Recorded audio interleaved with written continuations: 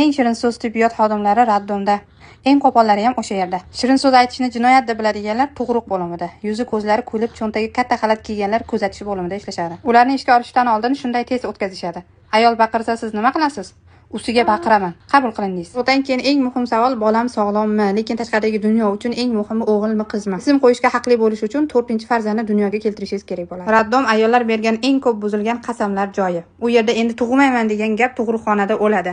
Keyingi yil yana bolalarni juft qilish niyati paydo bo'ladi. Tug'gandan keyin hamma narsa sizga qarshi ishlaydi. Ko'ylak kichrayadi, oyoq kiyim torayadi, yostiq esa dushmanga aylanadi. Chunki uxlay olmaysan. 9 oy ko'ngling tusagan narsani yegan bo'lsang, endi nima yesam keyin nima bo'ladi deb o'ylab yeysan. Farzandingni 40 kun chillaga senga alohida e'tibor berishadi. Har safar tug'ganda bu muddat qisqarib boradi. 4-farzandingni chaqaloqni opasiga berib, uy ishlarini qilishga majbursan. Chunki endi sen ayollarning 40 ta joni bo'lishini isbot qilib bergansan. Hayotning bitta haqiqatini anglab yetasan. Bola uxlaganda sen ham uxlashing emas, oshxona gazini tozalash va kirlarni yig'ish uchun 30 daqiqa vaqting bor.